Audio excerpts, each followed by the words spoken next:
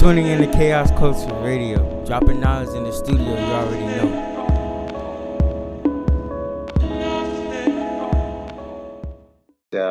God is blessing you, your family, and with the listeners that you will have to listen to this message.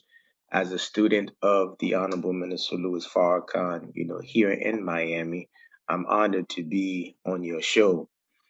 With the question that you asked, you said, how can we rebuild Miami?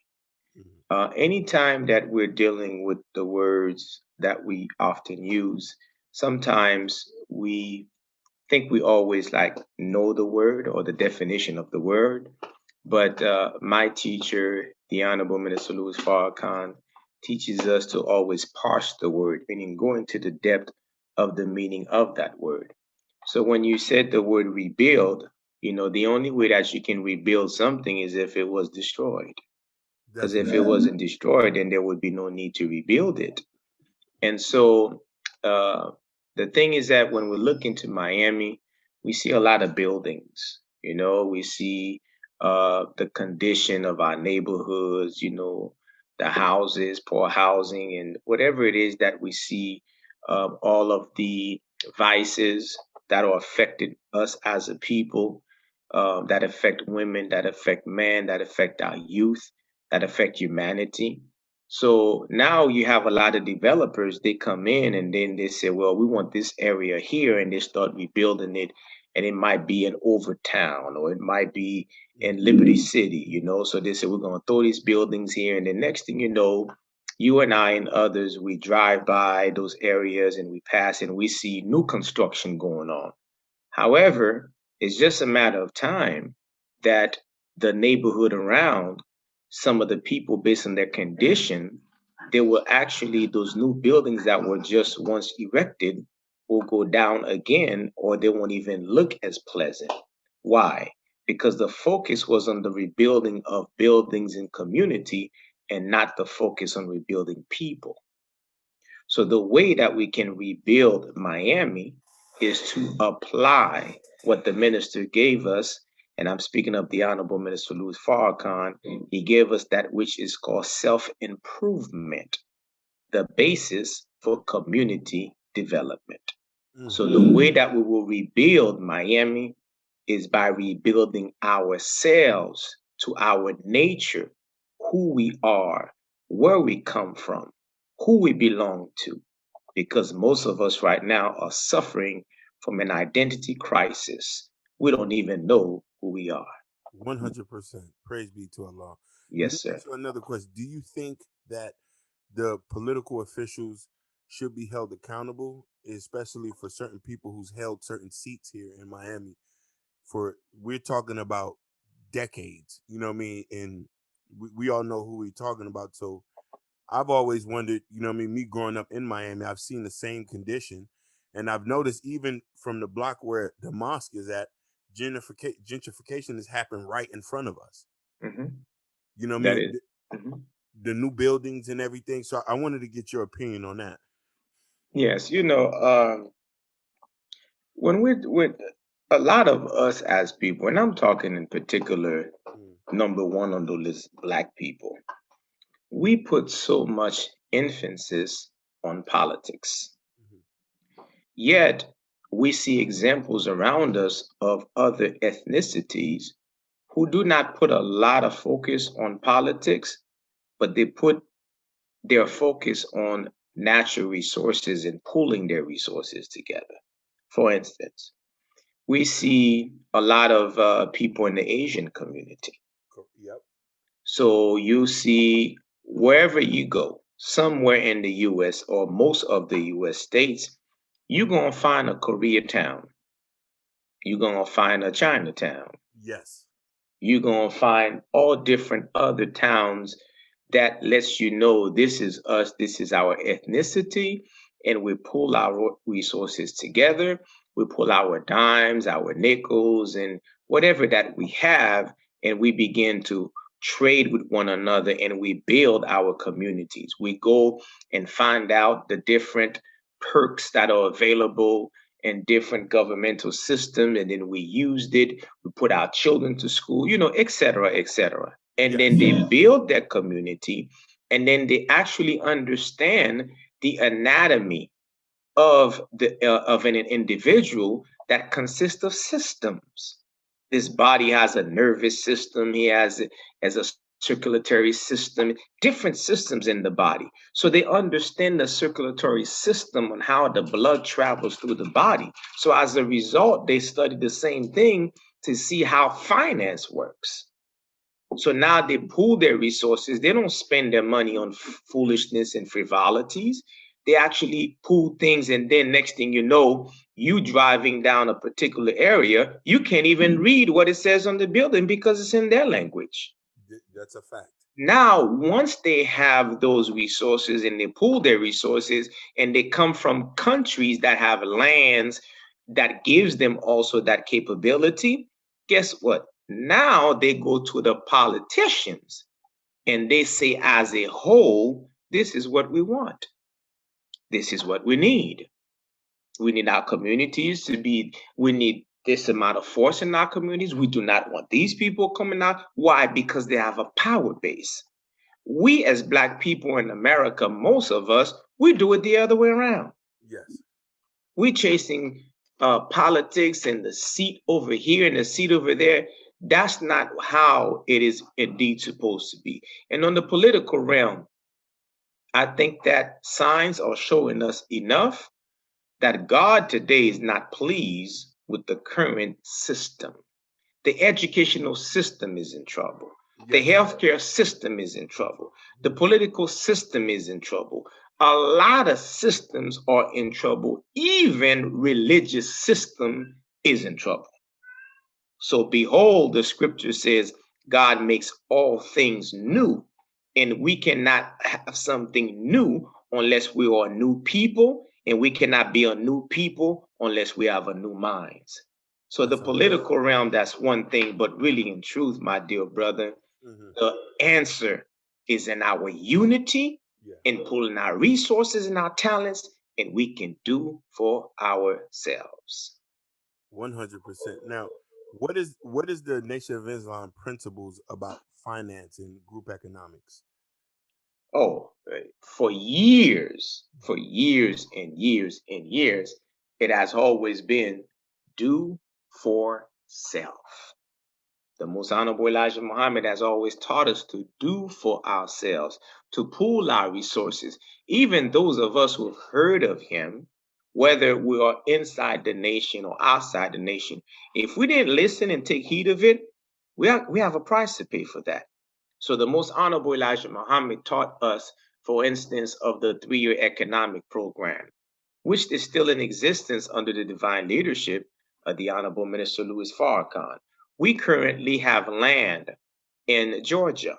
Wow. 1,600 acres of agricultural land is in Georgia. We have tractors and we have the modern equipment. We have fruits and vegetables that grow up. We have the staple products. So these are the things that we want to encourage to do, but we could do much more if all of us would come and unite under a man, the Honorable Minister Louis Farrakhan, who got a 6 decades of a track record of a man of integrity, a man who makes his word bond. That's the kind of leadership that we need to back, a man who is actually going to put his word on what he says, and we can go ahead and gather our funds together and put these things into practice. So the Nation of Islam, under the leadership of the Honorable Minister Louis Farrakhan, these are the things that we are attempting to do.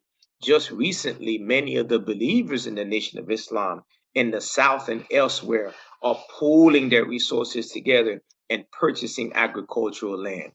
Do you know that there's not one profession on earth that as a human being, you're gonna need to eat? You're right. You got to eat. Yep.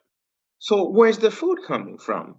Yeah. The food is coming from the land. Are we trusting our enemy to feed us? We have been for so long. That's exactly correct. So the bulk teaching of the Most Honorable Elijah Muhammad, and today continuing under the leadership of the Honorable Minister Louis Farrakhan, is the resurrection of our people, meaning the mental resurrection of ourselves. Definitely. When we are mentally awake, we're going to see differently. We'll see clearly. So we must, the Most Honorable Elijah Muhammad teaches us, we must have a land that we can call our own. Oh, yes. 100. Now that was a beautiful statement you say. Now my next question is this, and this is the tied into that, but I don't know if you I don't know if you noticed the recent uptick in gang violence in Miami. Yes. And recently there was a little girl who just had got killed, I think 2 nights ago on 54th and 6th Avenue. Yes, sir. So I was wondering, and you know what I mean, to my belief, and I've always said this, you know what I mean, there's a lot of the young kids out here, there's no jobs here in Miami, and a lot of these kids are falling into this type of lifestyles. And I'm saying, like, what do you think we could to prevent these type of situations from happening again? Well, beloved, we are in a serious time right now. Yeah. And to be frank, 2020 just ended, and it was actually, people would say, man, that's a heck of a year. Yeah. Yeah. And people were saying, I can't wait till this, meaning 2020, is over so I can go into 2021. Correct. When 2021 kicked off, so many people were saying Happy New Year. Yeah. We're taught by the Honorable Minister Louis Farrakhan not to say that.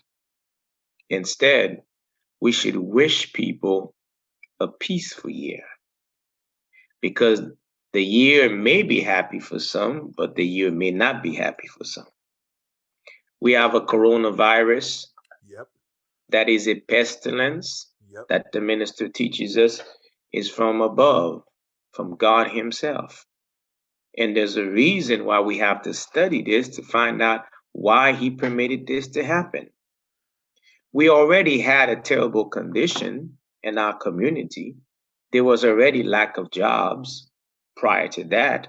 Yes. Right before the COVID-19, I remember being invited to be with our brothers of the Circle of Brotherhood in Miami. And before going there, I had done some research. I had been doing some research, and with a lot of focus in the Miami area. And the research that I came across was, there was an alarming rate in Miami and also in Tampa and elsewhere, and throughout the US, of course, we saw a lot of our youth missing. Yes. And people would think, well, what exactly is doing that, or what's happening in that sense. So I said, I didn't quite feel that it was something just people missing.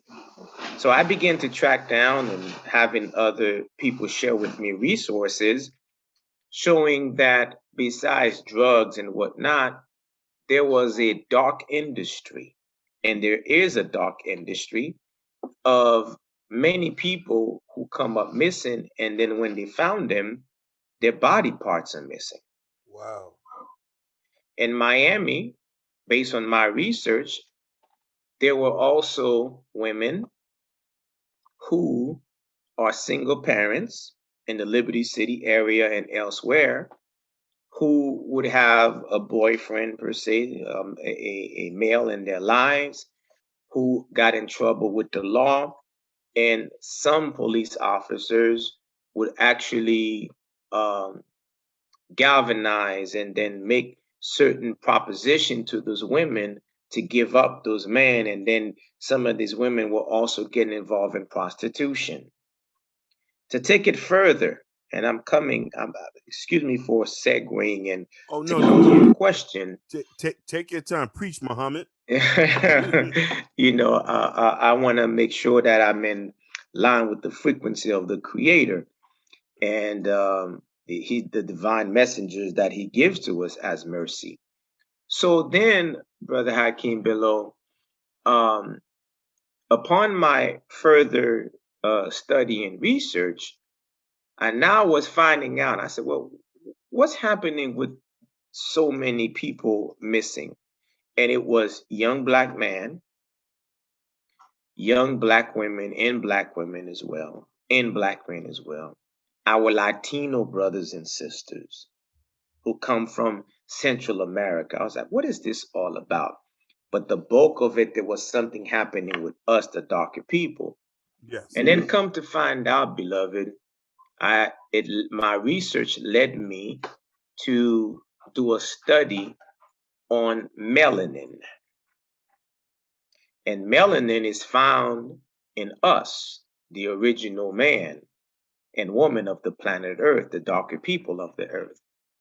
And then I found out that melanin was actually more expensive as being sold per ounce than gold. Did you hear what I said? I did. So I wanted to know, what is it about this melanin? How could melanin be on a market? That's business. We have melanin. So if it's high at a high price per ounce on the market, that's business. That means somebody's selling and somebody's buying. Correct. So who are they getting? Is there a connection with those missing people that are us? Did you know that even when there was an earthquake in Haiti, there was Israel with some of the doctors that went there, and even some doctors from France?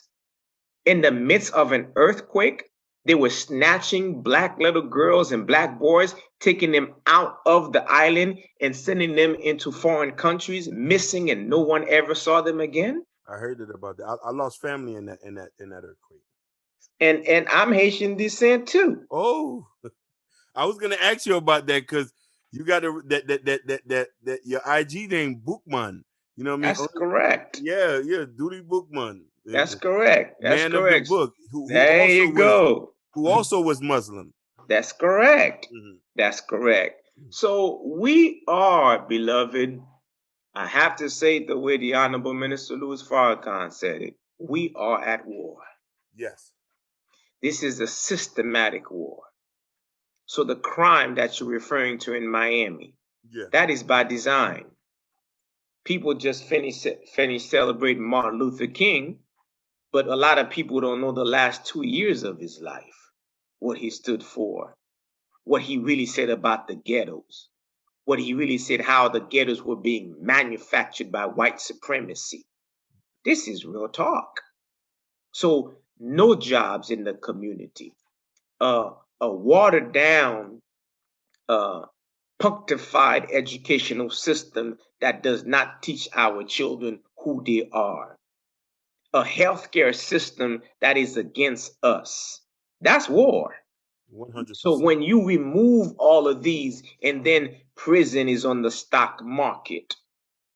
So it's petty crime could be something, someone stealing a few things and they'll get 10 years and whatnot, but you have corporate crime and corporate criminals that do astronomical things and they get a slap on the wrist. This is by design. So this that we're looking at, we are looking at social engineering and display. Yep.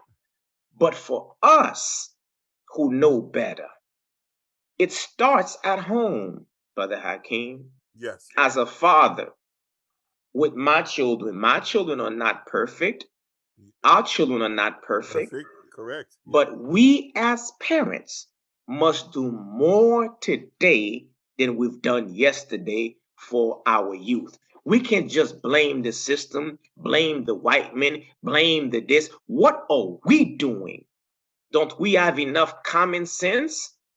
Then you go in Liberty City, the Urban League, they informed us that nearly some of these apartment complexes that are there, 80% of them are led by a single parent, a woman. That's a fact. Where's the man at? Yep. Where's the backbone at? We out in the street lollygagging, drinking, smoking and whatnot. And so the enemy, a house divided cannot stand.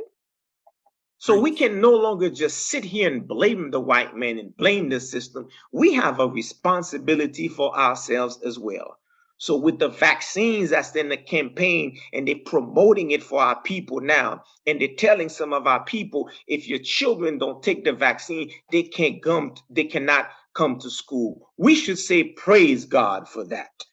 Yep. If they tell us that you can't come back to work if you don't take the vaccine, we should say, praise God for that. You know why? Because God is forcing us today to produce our own jobs and to build our own schools. Correct. So a bulk of this, of the crime, besides social engineering, there is something at the core of the family that needs to be repaired. Wonderful. I wanted to. That was a beautiful, beautiful explanation on that. Now, your brother Wesley Muhammad did a beautiful piece on the vaccine, and I Yes, wanted to. sir. I wanted you to touch on that because um I have similar grievances as well as you about it. You know what I mean? It's 50-50. My mother even too.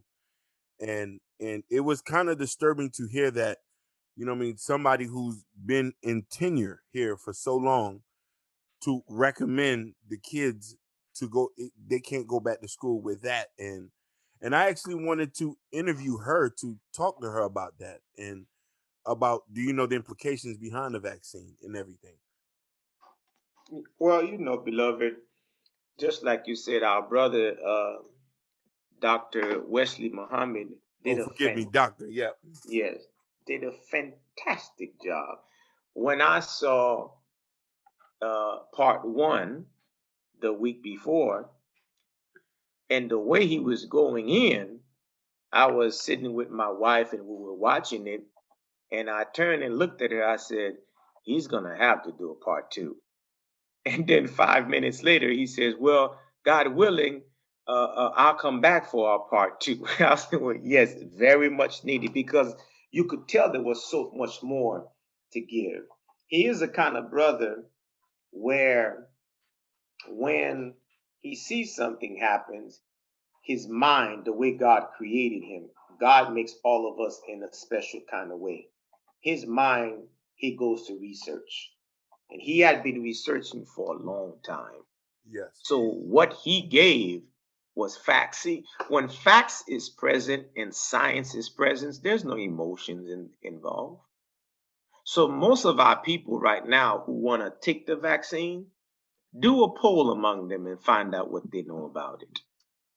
I can almost guarantee you that nearly, no, 100% don't know nothing about it. Yep.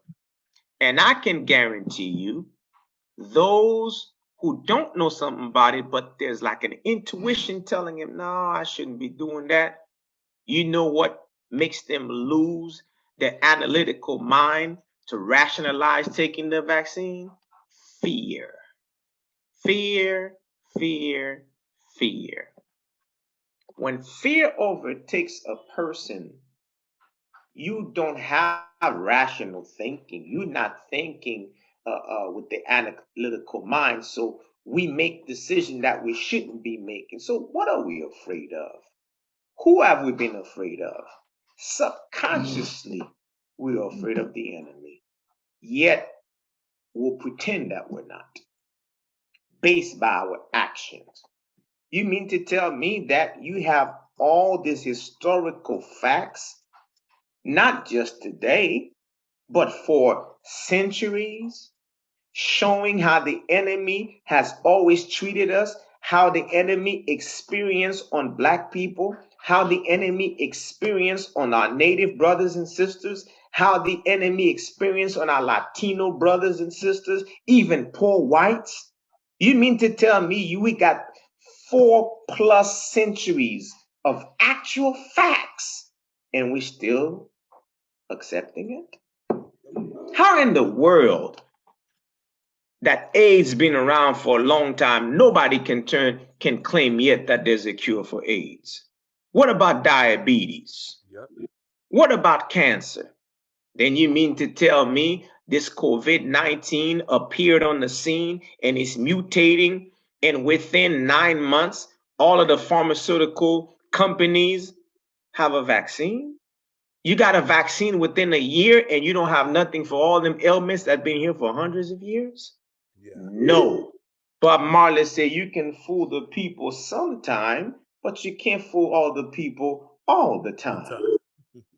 So ignorance today is our number one enemy. Yes. Ignorance. We don't do no research.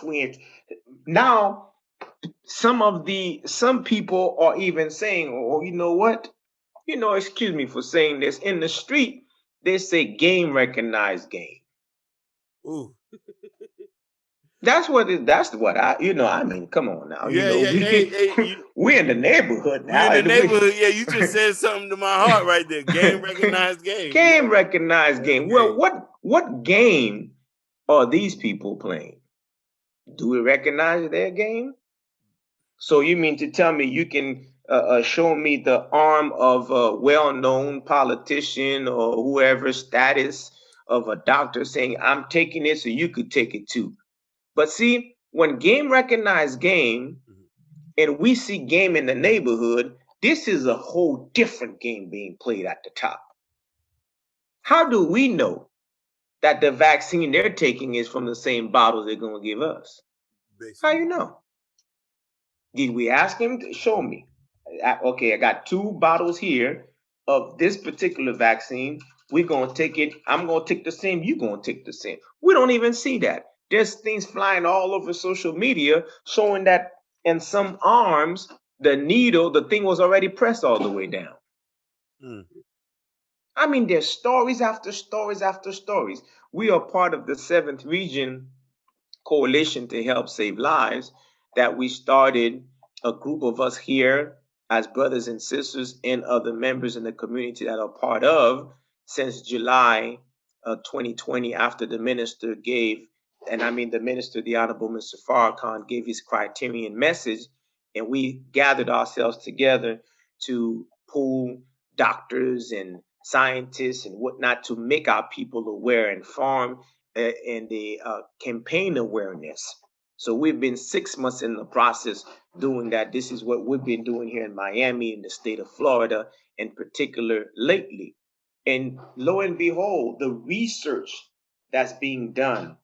Some people just recently died off the vaccines that is from Pfizer. Yeah, I've heard about that. But the minister warned everybody, don't take their vaccine. Yeah. Notice when the government started really pushing the vaccine, they shut down the ministers on YouTube. They took down his message that he gave. They took his message before that on Facebook. They took his message on IG. Other people who are coming around, entertainers and others sharing the minister's message, they took them down as well. What is it that you're afraid of, the powerful ones of this world? You're afraid that too many people going to listen to the Honorable Minister Louis Farrakhan, because he is telling it just like it is. Don't take their vaccine. Of course, the polio vaccine should have been enough for us. General Amherst, in the blanket that he gave the native people laced with smallpox, that should be a lesson for us, and many more. So no, I want to know what's in the vaccine. Would you just eat anything and you don't know what's in it? That's poisonous? Nope. My father said, "Pas jamais manger namounu pa connaît." Oh, well, you said it and I understand it and I'm going to translate it. Yes, your father said, don't ever eat from people that you don't know. Yep. How do we know them? How do we know them? What did they did for us that makes us know them and trust them so much? But yet, when we come, whether we're from the Nation of Islam or from a conscious group, and we're giving some information, we are questioned to the T. We got to literally argue with our own people.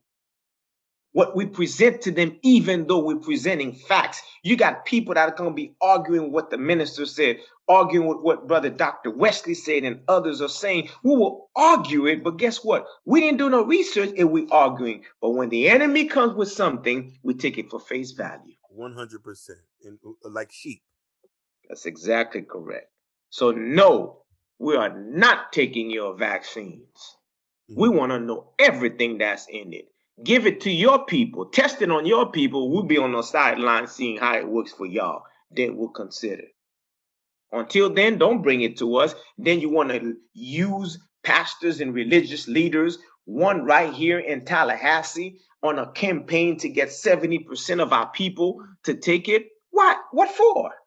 And how many of you are on the backdrop getting paid for that? You see? So we're in a very serious time. No, I definitely agree with you on that. Yes, sir. I'm sorry, what was your question? The question is, did you see the recent events that happened on Capitol Hill? Yes, sir, I did. I've been seeing a lot of people say some, like, especially black folks, say some real ignorant things. And, you know what I mean? I've heard people say that's none of our business. I've heard people say, you know what I mean? I've even heard people say that's white folks' business. But then it was kind of troubling to me. And I tell them, you also have to learn from your enemy as well. The way they united to go down there and to have a stand at front, I don't think you know what I mean, nobody was looting, not a brick was they forced their way in and stuff like that. I wanted to get your opinion on that. Well, my opinion is coming from the divine guidance and instruction of the Honorable Minister Louis Farrakhan. He told us that right now, with what's happening in this kind of format and this platform that you just mentioned, Yes. we don't have nothing to say. Yeah, okay. God is doing the talking right now. Okay. And God is doing the talk. So that's all I have to say on that. Okay. Praise be. And the Honorable Minister Farrakhan has been warning us for 6 decades. He definitely has. Now, my last question is, how was your journey to the Nation of Islam? You know, I came, as I mentioned earlier, I am of Haitian descent, you know. Me as well. Yes, sir. Even I was born in New York, but I was actually, my mother took me to Haiti when I was about 4 months old after being born. She was a single parent. So I was raised in the island of Haiti. Wow. And every now and then we would travel for summer vacation, visit some relatives here in the U.S., California in particular. But my schooling and where I live was actually in Haiti. And then when I was 15 years of age, my mother decided to move permanently back into the U.S. because of my grandmother. She had an illness and she needed to be taken care of here. At first, we would have moved to Puerto Rico, but it would have been better economically for her in the U.S. So hence, I moved into Los Angeles, California when I was 15. Oh, wow. Yes, sir. And being that I grew up without a father, when I got here, you know, the typical thing that teenagers go through, you know, and missing the father, wanting to have a father. So unfortunately, at that time, I took into the streets. And when I took it to the streets in LA, I ended up joining a gang. I mean, rough type of lifestyle, you know. But all along, it's like God was showing me things, even though I didn't know it was God that was showing me things. And lo and behold, of course, you know, when you're in the street, you learn a lot of stuff. You do things you're not supposed to be doing, etc. And then the Rodney King riot took place. And right before that, a couple friends of mine had invited me to go somewhere. I thought it was a concert, but it was not a concert. a man was going to be speaking. And the man was speaking on a tour called Stop the Killing. And I heard who the name was, but I didn't know. I never heard of him before. But lo and behold, I remember I paid $10. It was at the LA Coliseum. And that was the first time I saw in person from a distance the Honorable Minister Louis Farrakhan. Wow. And you know how, you grow up and people are, growing up in the street, and we see the same thing today with, a lot of our youth. They're like very cold, you don't see him like sharing tears. And, I was one of those amongst many. Mm-hmm. But that day when I heard the minister speak, something happened to me. His words touched my heart, and I was sharing tears as I was in the audience. The Bloods was on one side, the Crips was on another side. And I remember a friend who was sitting next to me, he was like, "Man, what's wrong with you? You crying?" And I said, "Nah, man, I'm just, tripping, on what the minister had said." And I didn't know who he was, but something I said inside myself, I don't know who this man is, but I would love to help him.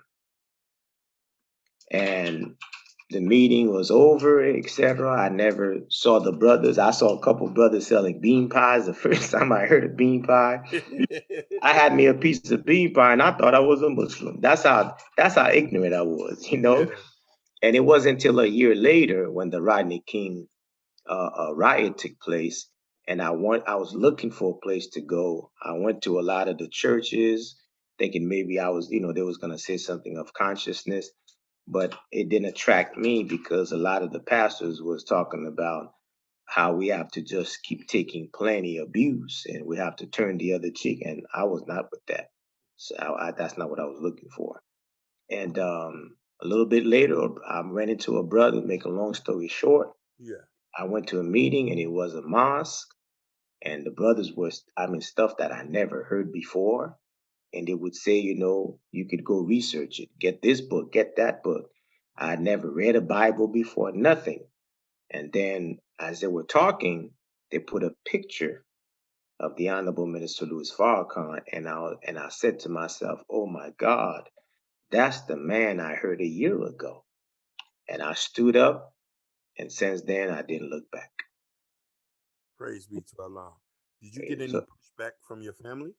absolutely, that was my first test. Whenever you decide to do something, even on a positive level, your first test is always those closer to you. Now, I was doing foolishness out in the streets, and when I was doing foolishness, everybody seemed like concerned, but there was a statement that no one made to me. But when I started changing my life around, I stopped drinking, I stopped smoking, I stopped partying, I stopped going to clubs. I'm cutting all these things, and lo and behold, I stopped eating pork. And my relatives were asking me, "Patrick, what's wrong with you?" I said, "What's wrong?" I said, "When I was doing wrong, none of you all asked me what's wrong. Not that I'm trying to do right, you asking me what's wrong." So that was my first test, and I thank God for having me to have faith and to hold on. And many of those relatives who were not really with it at that time till today, many of them support, and they say we stand with you in the truth and what Minister Farrakhan teaches. So it was a test. It was a serious test, and one of them, I didn't see a positive result till 10 years after I was in the nation. 10 years. Wow. Yeah, yes, sir. And then I got into the ministry class with a brother who encouraged me to get in the ministry class. I love to study, and I love to help our people. And then I didn't look for any positions at all. I was just there wanting to help, and by God's permission, that's how I got into ministry. I studied my ministry in Phoenix, Arizona. Then after Phoenix, Arizona, I was part of the delegation that went to Haiti, when the Honorable Minister Farrakhan and the Nation of Islam donated a water purification system, a solar panel. I was part of that delegation. Then I moved to Miami. And then after that, I was asked if I could assist here. And I was like, anything to help the minister and our people. And then I started. And then after that, I was asked to serve in the regional capacity in Florida, which is the headquarters for the Nation of Islam in Miami. And that covers the state of Florida and the Caribbean and South and Central America. Wow. That's a beautiful story, my brother. Oh, My last God is great. God is good. My last question is to you is what would be your advice to people like me and a lot of people who are listening who are non-members of the Nation of Islam? What do you think we can do to spread the word or help better out in the community? I would say the first thing on the highest order of all is that the minister teaches us that spirituality is bigger than religion. Spirituality is the very essence that is in you that the Lord of the worlds created. We call him Allah, others call him Bon Dieu, others call him Dios, others call him Jah. He's known by many names, but he's the one God.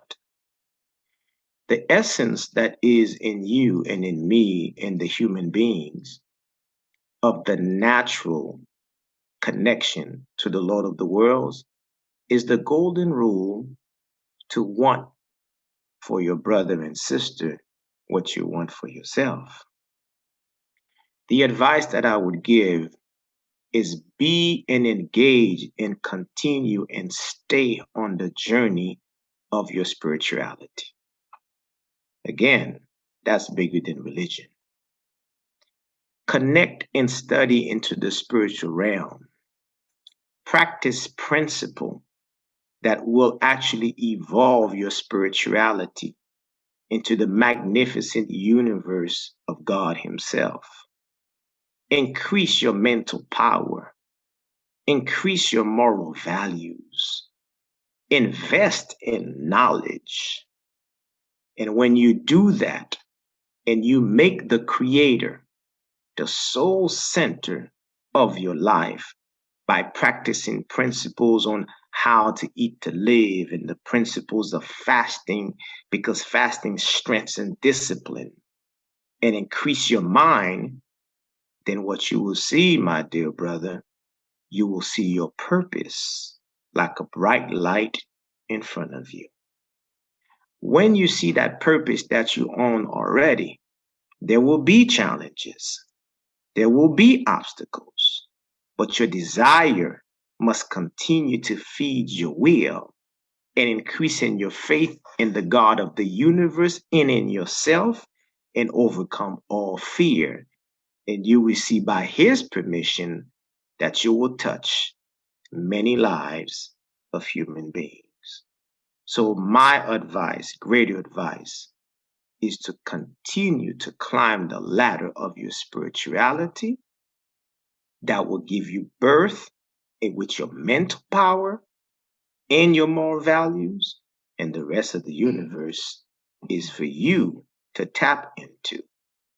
In closing, the Honorable Minister Louis Farrakhan said, do you know what is the prerequisite for mastery of the universe? He said the prerequisite for mastery of the universe is to master ourselves. That's my advice to you. Mr. Muhammad, I thank you so much for taking your busy time to talk to me. I also want to thank to Tony Muhammad who helped because Yes. I've been getting at you for last year. Oh my gosh, Listen, Mr. Muhammad is worth the rate. You are an example of a brother. And you know what I mean, I've learned so much for you, and I'm gonna take your message to Heave, and I'm gonna spread this message to all my listeners, and you know what I mean, and let them know that you know what I mean. I support the nation praise 100% in God. the ideologies you know what I mean, the plan that y'all have for us. You know what I mean? I want to thank you so much for taking Oh, your time thank to you so talk to me. much. And my dear brother Hakeem Miller, may God continue to bless you, protect you, guide you into the remaining of this year and your family. Anything that I can do of service, please don't hesitate to let me know. And I know I got a lot of platforms that I was trying to answer questions on. So forgive Yeah. me for the delay, but please, No, that's no problem. if you got Brother Tony's info, anything we can do to Oh, help, I'll be here. definitely, God's same grace. as Yes, me. sir. And I want to thank you so You're much. very welcome. Praise be to Allah. I want you to have a Praise be wonderful to night, Allah. my man. Likewise, my brother. Likewise, and I look forward to speaking with you soon again. And thank you for having me. And thank you for coming on to the Yes, show. sir. Thank you. Man, I just appreciate y'all just listening. Stay tuned for the next episode.